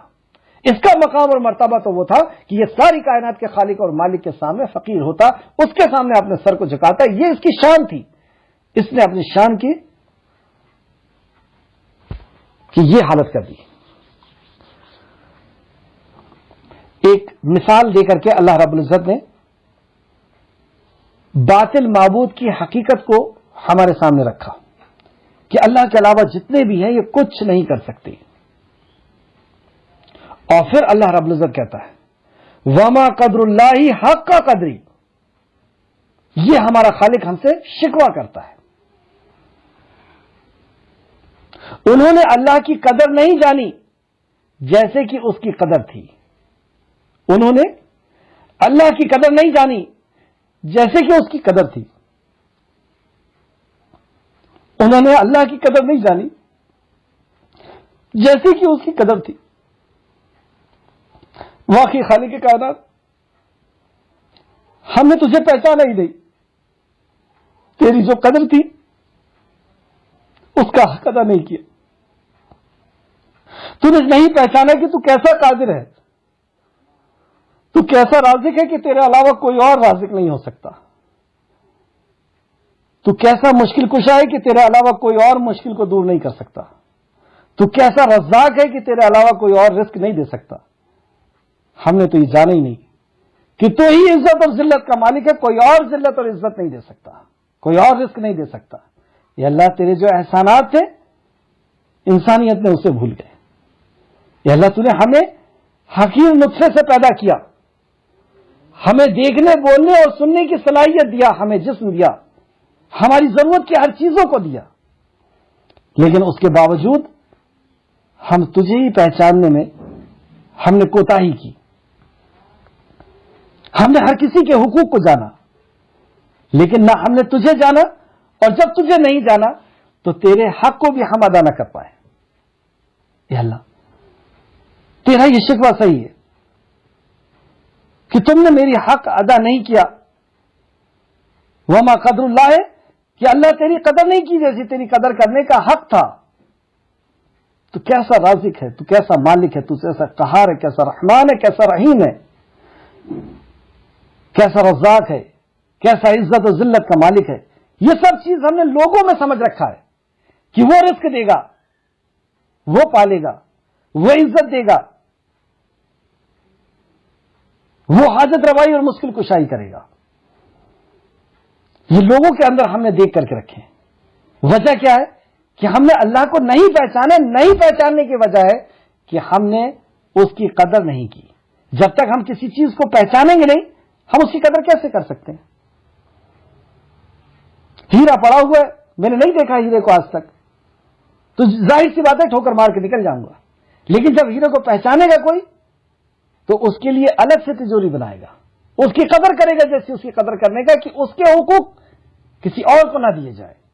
جب ہم اللہ رب العزت کو پہچان لیں گے کہ وہ کیسا, اس کے اسماء الحسنی کے ذریعے سے جب ہم اسے پہچان لیں گے تو پھر اس کا حق ہم کسی اور کو نہیں دیں گے. اللہ ہم تو اس سے سوال کرتے ہیں کہ تو ہمیں اپنی معرفت کرا دے, تو ہمیں اپنی پہچان کرا دے اے اللہ, تاکہ ہم تیرے حق کو ادا کر سکیں, ہم تیری قدر کر سکیں, کہ تیرا حق ہم کسی اور کو نہ دے, تیرے حکموں کی قدر کر سکیں, تیرے فرمان کی قدر کر سکیں, تیرے بیان کی قدر کر سکیں, تیرے کلام کی قدر کر سکیں, اس کو سیکھنے کی قدر کر سکیں, اس پر ایمان کی قدر کر سکیں, اس پہ عمل کی قدر کر سکیں. تو یہاں پہ ہمارے خالق نے شکوہ کیا وما قدر اللہ حق قدری, کہ انہوں نے اللہ کی قدر نہیں کی جیسے اس کی قدر کرنے کا حق ہے. کس کو یہ شکوہ کیا جا رہا ہے؟ مشرک کو. تو ہم بھی اپنا جائزہ لیں اور ہم اپنے آپ کو خود ساختہ طور پر یہ نہ گھوشت کر دیں کہ ہم موحد ہیں. موحدوں کے سردار سیدنا ابراہیم علیہ السلام انبیاء سردار ہوا کرتے ہیں. تو حضرت ابراہیم علیہ السلام اللہ سے دعا کرتے ہیں کہ اللہ مجھے اور میری اولاد کو بت پرستی سے بچا لے, شرک سے بچا لے. تو ہمیں بھی اللہ سے دعا کرتے رہنا ہے کہ ہمیں شرک سے بچا لے اور شرک کی چالوں کو سمجھتے رہنا. نبی مکرم نے صحابہ سے خطاب کر کے فرمایا کہ شرک چیٹی کی بھی چال سے مدی چال میں زندگی کے اندر داخل ہو جاتا ہے. تو ہمیں بھی دیکھتے رہنا کہ کہیں ایسا نہ ہو کہ کسی اسماء الحسنی کے اندر ہمیں شرک کر رہے ہیں, کسی ربوبیت کے اندر, کسی الوہیت کے اندر ہم شرک کر رہے ہیں. اللہ ہم سب کو محفوظ رکھے اور توحید کو سیکھنے کی ہم سب کو توفیق بخش دے. آمین یا رب العالمین. اس کے بعد اللہ فرماتا ہے بے شک اللہ بہت قوت والا نہایت غالب ہے. یہ صفت دو لایا اللہ. ان اللہ لقوی, کہ بے شک اللہ بہت قوت والا ہے اور نہایت غالب ہے. اس کا غلبہ کیسا, اس کی قوت کیسی. اور آپ دیکھ رہے ہیں یہاں پہ ہر آیتوں کے آخر میں اللہ رب العزت کی دو صفت آ رہی ہے. تو ہمیں ان صفتوں کے اندر جانا ہے, اور کیونکہ وہ صفت صرف ہمارے خالق کائنات کی اور کسی اور کی نہیں ہو سکتی. آگے سے آیت 75. اللہ فرشتوں میں سے کچھ پیغام رسالت کے لیے چن لیتا ہے. مطلب فرشتوں میں سے بھی اللہ رب العزت پیغام رسالت یعنی اللہ کے پیغام کو نبیوں تک پہنچانے کے لیے فرشتوں میں سے چنتا ہے. جسے چاہتا ہے چن لیتا ہے, اور لوگوں میں سے بھی چنتا ہے. جیسے نبی کریم صلی اللہ علیہ وسلم کو اور انبیاء اکرام کو اللہ رب العزت نے چنا کہ ان کے اوپر شریعت نازل ہوئی اور پھر وہ شریعت کو لوگوں تک انہوں نے پہنچایا. جیسے سورہ انعام آیت نمبر 124 کے اندر ہم دیکھ سکتے ہیں سورہ انعام آیت نمبر 124 میں اللہ فرماتا ہے اور اللہ زیادہ بہتر جانتا ہے کہ اپنا رسالت کا کام کس کو سونپے. یہ اللہ بہتر جانتا ہے. جیسے کفار مکہ کا یہ اعتراض تھا کہ انہیں کیوں رسول بنایا گیا, انہیں کیوں نبی بنایا گیا, ہمیں سردار تھے انہیں بنا دیا جاتا, وہ پیسے والے تھے وہ باغ والے تھے انہیں بنا دیا جاتا, یا یہودی کہتے تھے کہ یہودیوں میں سے بنا دیا جاتا, نصرانی کہتے نصرانیوں میں سے بنا دیا جاتا. تو اللہ رب العزت نے فرمایا کہ اللہ بہتر جانتا ہے کہ وہ اپنے رسالت کا کام کس کو سونپے, تم سے مشورہ لینے کی ضرورت نہیں. اور ذمہ داری رسالت وہ بھی آپ دیکھ سکتے ہیں کہ جب رسالت کا کام دیا گیا تو ذمہ داری رسالت کیا چیز ہے. سورہ مائدہ کی آیت نمبر 67 کے اندر اللہ نے فرمایا, سورہ مائدہ آیت نمبر 67 کے اندر, اے پیغمبر جو ارشادات اللہ کی طرف سے آپ پر نازل کیے گئے ہیں وہ لوگوں تک پہنچا دیجیے, اور اگر ایسا نہ کیا تو آپ نے اللہ کا پیغام نہیں پہنچایا, اور اللہ آپ کو لوگوں کے شر سے بچا لے گا. یہ وعدہ اللہ کا کہ یہ پیغام رسالت آپ پہنچائیے لوگوں کے شر سے, لوگوں کی مکاریوں سے, لوگوں کے دھوکے سے اور لوگوں کی دشمنی سے اللہ رب العزت آپ کو بچا لے گا. اس کے شر سے یعنی ان کی برائیوں سے اللہ رب العزت آپ کو بچا لے گا. تو یہ ذمہ داری رسالت تھی, اور رسالت کے لیے اللہ رب العزت اپنی مرضی سے چنتا ہے, اپنی اذن سے چنتا ہے. یقیناً اللہ بہت سننے والا اور خوب دیکھنے والا ہے. یہ دو صفت لائی گئی, ان اللہ سمیع بصیر, اللہ رب العزت سننے والا بھی ہے اور بصیر بھی ہے, دیکھنے والا بھی ہے کہ کسے اللہ رب العزت نے اس کام کو سونپنا ہے, اور جانتا ہے, وہ جانتا ہے جو کچھ ان کے سامنے ہے اور جو کچھ ان کے پیچھے ہے, اور اللہ ہی کی طرف تمام معاملات لوٹائے جاتے ہیں. اللہ ہی رب العزت و قدرت کا مالک ہے کہ جو ہمارے سامنے ہے یعنی جو ہونے والا ہے اور جو ہو چکا ہے یا جو ہوگا, یہ سب کو سارے غیب کو جاننے والا اللہ رب العزت ہے. پھر سماعت فرمائے وہ جانتا ہے جو کچھ ان کے سامنے ہے اور جو کچھ ان کے پیچھے یعنی وہ چھپا ہوا ہے, جو کل ہونے والا ہے, پرسوں ہونے والا ہے, وہ سب اللہ رب العزت جانتا ہے. اور اللہ ہی کی طرف تمام معاملات لوٹائے جاتے ہیں. جو بھی ہم نیک کام کر رہے ہیں وہ بھی اللہ کی طرف لوٹ رہا ہے, اور جو گناہ کے کام کر رہے ہیں وہ بھی سب اللہ رب العزت کی بارگاہ میں لوٹائے جا رہے ہیں.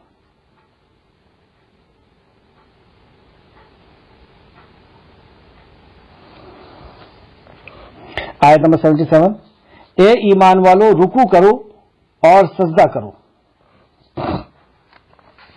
ایک آیت کی تفسیر میں چند اہم بات چھوٹ گئی تھی. طالب اور مطلوب کمزور ہیں. مکھی کی جو مثال اللہ رب العزت نے دی تھی اس میں دو حدیثیں آپ ضرور نوٹ کریں. مسند احمد کی ایک حدیث, حضرت ابو ہریرہ اس کے راوی ہیں, سے مروی ہے کہ روایت کیا ہے کہ نبی کریم صلی اللہ تعالیٰ فرماتا ہے, یعنی یہ حدیث قدسی ہے, اس سے بڑھ کر ظالم کون ہو سکتا ہے جو میری تخلیق کی ہوئی مخلوق کے طرح پیدا کرنے کی کوشش کرے. مطلب اللہ رب العزت نے جو چیز پیدا کی ہے اس کے طرح پیدا کرنے کی کوشش کرے, اس سے بڑا ظالم کون ہو سکتا ہے. یہ لوگ میری طرح ایک ذرہ بھی نہیں بنا سکتے. پھر یہ دعویٰ اس حدیث قدسی کے اندر, اور میری مخلوق کے طرح مخلوق بنانے سے زیادہ ظالم کون ہے سے مراد یہ ہے کہ کوئی بت بنائے, کوئی پتھر کے ذریعے سے, لکڑی کے ذریعے سے انسان بنائے یا جانور بنائے, یا پینٹنگ کے ذریعے سے یا اسکیچ کے ذریعے سے انسان یا جانور بنائے, تو اس کے تعلق سے اللہ نے فرمایا کہ میرے طرح مخلوق بنانے کی جو جرت کرے اس سے بڑا ظالم کون ہو سکتا ہے. اور ایک مکھی بھی یہ لوگ نہیں بنا سکتے, یا ایک دانہ بھی پیدا کرنے کی طاقت نہیں رکھتے. یہ سارے کے سارے لوگ ایک دانہ بھی پیدا کرنے کی طاقت نہیں رکھتے. مسند احمد جلد نمبر 2 اور حدیث نمبر 291. اس طریقے سے دوسری حدیث دیکھتے ہیں. نبی کریم صلی اللہ علیہ وسلم نے فرمایا, اللہ تعالیٰ فرماتا ہے کہ اس سے بڑھ کر ظالم کون ہو سکتا ہے جو میری تخلیق کی ہوئی مخلوق کی طرح پیدا کرنے کی کوشش کرے. یعنی مٹی کی کوئی مکھی بنائے یا انسان بنائے یا جانور بنائے یا پینٹنگ سے بنائے یا لکڑی سے بنائے, کسی بھی طریقے سے کوئی مخلوق کو وہ بنا رہا ہے, تو اللہ کہتا ہے کہ اس سے بڑا ظالم کون ہو سکتا ہے کہ جو میری بنائی ہوئی مخلوق کی طرح مخلوق بنائے, جبکہ یہ بنا نہیں سکتا. اگر ان میں ذرہ بھر بھی تاب ہے, اگر ان کے اندر ذرہ بھر بھی تاب ہے, طاقت ہے, قوت ہے, صلاحیت ہے, تاب ہے, تو یہ ایک دانہ پیدا کر کے دکھائیں. مخلوق بنانا تو بہت دور کی بات ہے, ایک دانہ پیدا کر کے دکھائیں, یا وہ ایک ذرہ پیدا کر کے دکھائیں, یعنی وہ ایک جو ذرہ ہوتا ہے جس کو ہم نیوٹران اور پروٹون کہتے ہیں وہ پیدا کر کے دکھائیں، یا ایک جو کا دانہ پیدا کر کے دکھائیں، ایک جو کا دانہ جو ہوتا ہے وہی یہ لوگ پیدا کر کے دکھا دیں. یہ بخاری شریف کی حدیث ہے، حدیث نمبر 5953 اور مسلم شریف حدیث نمبر 2111. آیت نمبر 77، اے ایمان والو رکوع کرو اور سجدہ کرو. یہاں پہ یا ایھا الذین آمنو ہم لوگوں سے خطاب ہے، ایمان والوں سے خطاب ہے. انشاءاللہ تعالی ہم لوگ ایمان والے ہیں. اے ایمان والو رکوع کرو اور سجدہ کرو، دو حکم دیا، اور اپنے رب کی عبادت کرو. تو رکوع اور سجدے کے بعد عبادت کا ذکر، ہم تو یہی سمجھتے ہیں رکوع اور سجدہ ہی عبادت ہے. نہیں، دنیا کے ہر کام جو اللہ کے حکم سے کیے جاتے ہیں، نبی کے طریقے پہ کیے جاتے ہیں، وہ سب عبادت ہوتے ہیں. تو اپنے رب کی عبادت کرو اور بھلائی کے کام کرو تاکہ تم فلاح پاؤ. تو یہاں فلاح اور کامیابی کے لیے شرط لگا دی کہ اگر تم بھلائی کے کام کرو گے تو تم کامیاب ہوگے. یہ بھلائی کے کام کیا ہیں اس کو ہم آگے دیکھتے ہیں، آگے چلیں. اور تم اللہ کی راہ میں جہاد کرو. اچھا، اس آیت کی تفسیر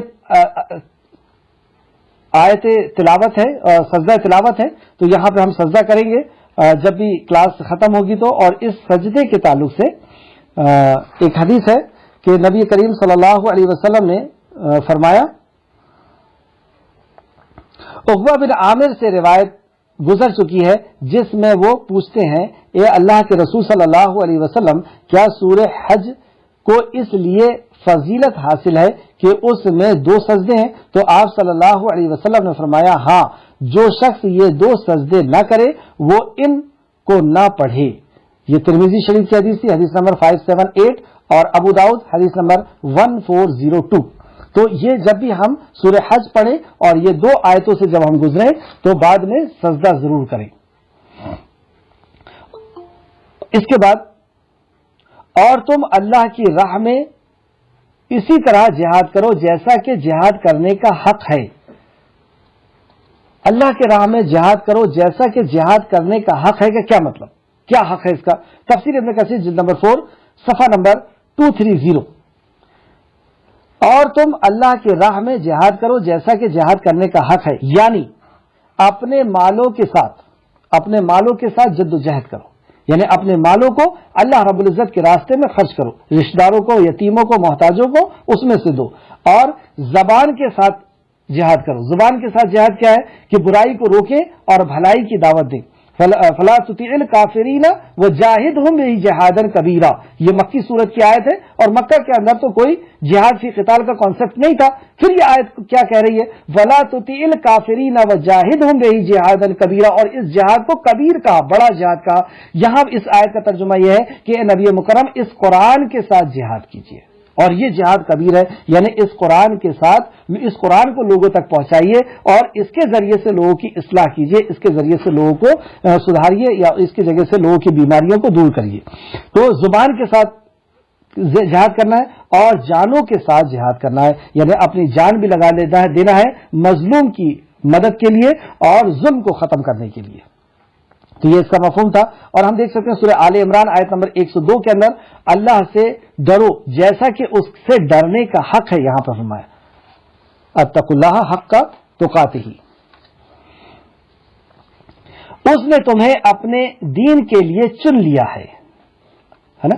اللہ کے راستے میں جدوجہد کرو جیسا کہ جدوجہد کرنے کا حق ہے، اور اس نے تمہیں چن لیا ہے. اس کی تفسیر میں اور بھی بہت سی آیتیں ملتی ہیں، میں آگے چلتا ہوں. اور اس نے دین میں تمہارے لیے کوئی تنگی نہیں رکھی. اللہ رب العزت نے اس دین کے اندر تمہارے لیے کوئی تنگی نہیں رکھی. میں سمجھتا ہوں کہ وقت کافی ہو گیا ہے. چلیے 2 آیت ہی رہ گئی ہے، پھر یہ سورہ، ایک ہی آیت رہ گئی ہے، یہ سورہ ختم ہو جائے گی. اس نے دین کے اندر تنگی نہیں رکھی سے مراد کیا ہے؟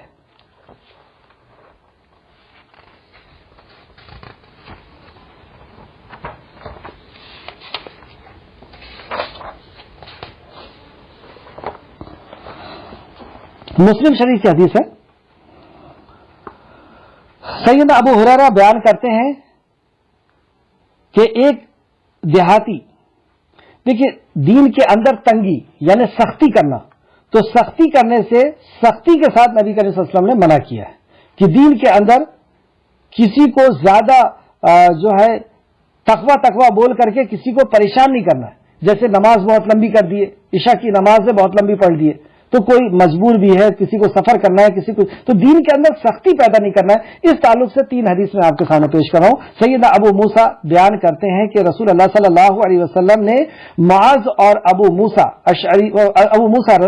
رضی اللہ عنہ کو یمن کی طرف بھیجا، مطلب دونوں کو الگ الگ علاقے میں، یمن کے ہی الگ الگ علاقے میں گورنر بنا کے بھیجا، اور فرمایا لوگوں پر آسانی کرنا، سختی نہ کرنا، ان کو خوشخبری سنانا، نفرت نہ دلانا، اور آپس میں اتفاق قائم کرنا، اختلاف نہ کرنا، ہے نا. یہ بخاری شریف کی حدیث ہے، حدیث نمبر 3038 مسلم شریف حدیث نمبر 1733. اس حدیث پہ اور غور کریے گا.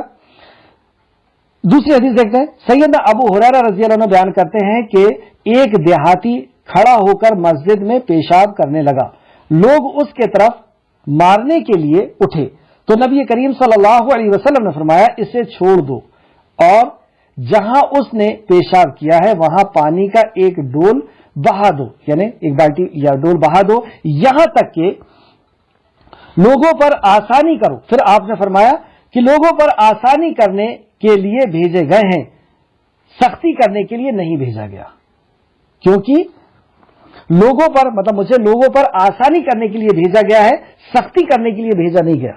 اب دیکھیں آپ اسلام کیا تعلیم دیتا ہے کہ ایک شخص مسجد میں آ کر کے استنجا کر رہا ہے اور نبی کریم صلی اللہ علیہ وسلم صحابہ کو روک رہے ہیں کہ اس کے اوپر سختی مت کرو. اور پھر نبی کریم صلی اللہ علیہ وسلم نے جب اسے سمجھایا کہ یہ عبادت گاہ ہے، یہاں پہ لوگ نماز پڑھتے ہیں، اللہ کو، خالق کائنات کو سجدہ کرتے ہیں، وہ شرمسار ہوا اور پھر اس نے بات کو سمجھا. یہ بخاری شریف کی حدیث تھی، حدیث نمبر 220. ہم میں سے کوئی اگر کوئی غلطی کر لیتا ہے تو ہم اس کے اوپر برس پڑتے ہیں، اور اتنا برس پڑتے ہیں اور اتنے فتوے دے دیتے ہیں کہ وہ مسجد کیا اور وہ دین سے ہی بھاگ جاتا ہے. تو سختی نہیں کرنا ہے. کسی نے اگر کوئی غلطی کیا ہے تو اس غلطی کی وجہ سمجھیں. جیسے یہ شخص نے جو غلطی کیا تھا، اس دیہاتی نے جو پیشاب کر رہا تھا مسجد میں، تو اس کی وجہ نبی کریم صلی اللہ علیہ وسلم جان گئے کہ یہ غلطی اس لیے کر رہا ہے کیونکہ یہ نہیں جانتا کہ یہ عبادت خانہ ہے، اور عبادت خانہ کس کا ہے، کون ہے رب، یہ نہیں جانتا. تو اگر ہم میں سے کسی نے کوئی غلطی کر لیا ہے تو ہم اس غلطی کو سمجھیں، اس کے اوپر فتوے جھاڑنا شروع نہ کر دیں کہ تم نے ایسا کیا ہے. اور اگر ہم اس کو غلط بولتے جائیں گے، جیسے کسی نے مان لیتے ہیں کوئی بھی جرم کیا ہے اور ہم اس کو فتویٰ دینے لگے کہ تم تو کافر ہو گیا، تم تو اسلام سے نکل کر ایسا ہو گیا ویسا ہو گیا، تو پھر وہ مسجد ہی آنا بند کر دے گا، وہ اپنے آپ کو دوسروں سے شرمانے لگے گا، چھپانے لگے گا اور دین سے اور دور جانے لگے گا. تو ہمیں کسی کے اوپر سختی نہیں کرنا ہے. اس طریقے سے مسلم شریف کی ایک اور حدیث، سیدنا انس بیان کرتے ہیں کہ رسول اللہ صلی اللہ علیہ وسلم نماز پڑھاتے ہوئے جب کسی بچے کے رونے کی آواز سنتے جو اپنی ماں کے ساتھ ہوتا تو آپ چھوٹی صورتیں پڑھاتی. مسلم شریف حدیث نمبر 470. اس سے یہ پتا چلا کہ نبی مکرم صلی اللہ علیہ وسلم کے پیچھے آخر صف میں خواتین بھی ہوا کرتی تھی پردے کے اہتمام کے ساتھ، اور ان کے ساتھ بچے بھی ہوا کرتے تھے، اور بچے بھی مسجد میں جا سکتے ہیں، خواتین بھی جا سکتی ہیں. تیسری بات یہ پتا چلی کہ بچے جب رونے لگتے تھے تو نبی کریم صلی اللہ علیہ وسلم سمجھ جاتے تھے کہ ان کی ماں کو تکلیف ہوگی بچے کے رونے کی وجہ سے، تو نبی کریم صلی اللہ علیہ وسلم صورتوں کو چھوٹی کر دیتے تھے، یعنی چھوٹی صورت پڑھا کر کے نماز کو جلدی ختم کر دیتے تھے.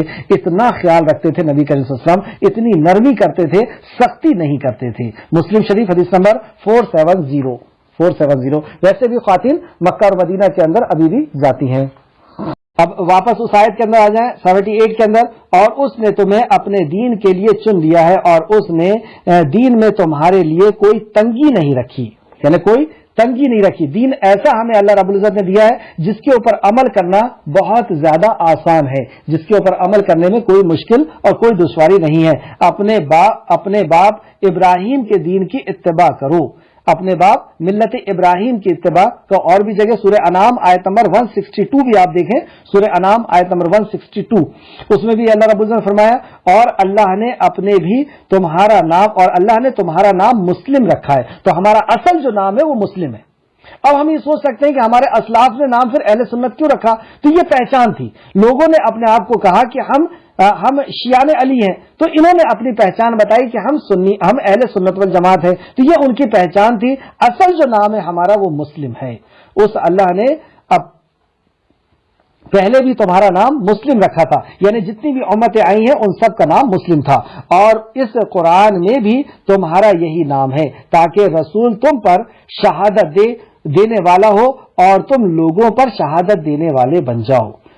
یہ اعزاز اور اکرام امت محمدیہ کا کہ رسول تم پر گواہ دیں گے، یعنی ہماری گواہی دی جائے گی۔ نبی مکرم بتائیں گے کہ اے اللہ، میں نے اپنا پیغام، تیرا پیغام جو ہے ان بندوں تک پہنچایا تھا، اور جن بندوں نے اس کو قبول کیا ان کے لیے اللہ رب العزت حکم دے گا اور شفاعت کریں گے، اور جس نے اس پیغام کو نبی مکرم کے قبول نہیں کیا اس کے لیے نبی مکرم کہیں گے وقال الرسول یا ربی ان قوم اتخذوا هذا القرآن مہجورا، یعنی اللہ کے نبی اس کے لیے مقدمہ دائر کریں گے، اس کے خلاف بددعا کریں گے یا اس کے خلاف عرضی پیش کریں گے کہ اے اللہ، یہ میری امت کے وہ لوگ ہیں جنہوں نے قرآن کو چھوڑ دیا تھا۔ تو وہاں پر اور پھر امتوں کو بھی لایا جائے گا، نوح علیہ السلام سے کہا جائے گا کہ کیا آپ نے ان کو پیغام پہنچا دیا؟ تو نوح علیہ السلام کی قوم یہ کہے گی کہ اے اللہ، نوح نے ہم تک پیغام نہیں پہنچایا۔ تو اللہ رب العزت کہے گا اے نوح، کوئی گواہ ہے تمہارے پاس کہ تم نے پیغام پہنچایا تھا؟ تو نوح علیہ السلام کہیں گے کہ ہاں، محمد صلی اللہ علیہ وسلم اور محمد صلی اللہ علیہ وسلم کے امتی ہیں۔ پھر نوح علیہ السلام ہمیں لے کر کے، ہم کیا ہیں یہ غور کریں آپ،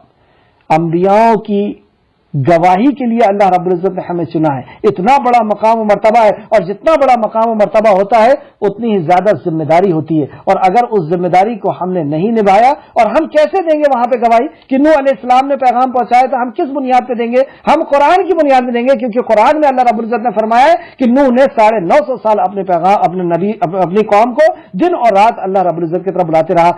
اگر ہم قرآن نہیں پڑھیں گے تو کیا وہاں پہ گواہی دے پائیں گے؟ اور اگر گواہی نہیں دیے تو پھر کیا حال ہونا ہے؟ تو جتنی بڑی ذمہ داری ہوتی ہے اتنی بڑی پکڑ بھی ہوتی ہے۔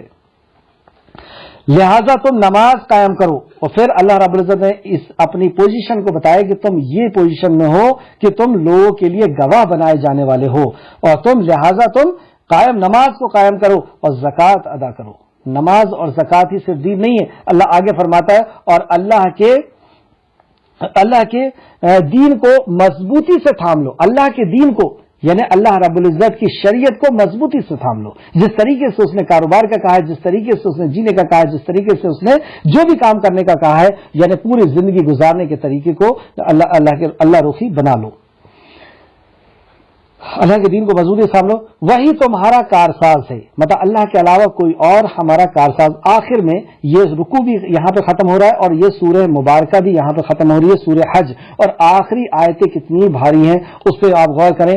وہی تمہارا کارساز ہے، فنعم المولا ونعم النصیر، وہی تمہارا کارساز ہے، پس وہ اچھا کارساز ہے اور اچھا مددگار ہے۔ وہ تمہارا کارساز ہے۔ جب ساری کائنات کا خالق اور مالک تمہارا کارساز ہو گیا، اب تمہیں کسی اور کی طرف نظر اٹھانے کی کیا ضرورت ہے؟ اور وہ کیا ہی اچھا کارساز اور کیا ہی اچھا مددگار ہے۔ کیا اس سے اچھا کوئی مددگار مل سکتا ہے؟ کیا اس سے اچھا کوئی کارساز ہو ہی نہیں سکتا اس کے علاوہ، ہے نا۔ ان کی تفسیر میں آپ سورہ بقرہ کی بھی آیت دیکھ سکتے ہیں، سورہ اور بھی آیتیں تھی لیکن وقت اب اجازت نہیں دیکھتا۔ حضرت ابو ہریرہ رضی اللہ عنہ نبی کریم صلی اللہ علیہ وسلم کا بیان فرماتے ہیں کہ اپنے آقا کو مولا نہ کہو، اس لیے کہ تم سب کا مولا اللہ عز و جل ہے۔ مسلم شریف حدیث نمبر 2249۔ اللہ رب العزت سے دعا ہے کہ جو کچھ بھی ہم نے پڑھا اس میں ہمیں مزید غور و فکر کرنے کی توفیق اور رفیق عطا فرما، اور ہمیں صحیح معنوں میں اپنا مطیع اور فرمانبردار بنا دے۔ جب تک ہمیں زندہ رکھ، ایمان اور اخلاص کے ساتھ عمل صالح کی توفیق عطا فرما۔ جب ہمارا خاتمہ فرما تو ایمان اور اخلاص کے ساتھ ہمارا خاتمہ فرما۔ یہاں پر اللہ رب العزت کے فضل سے سورہ حج اپنے اختتام کو پہنچا۔ السلام علیکم ورحمۃ اللہ وبرکاتہ۔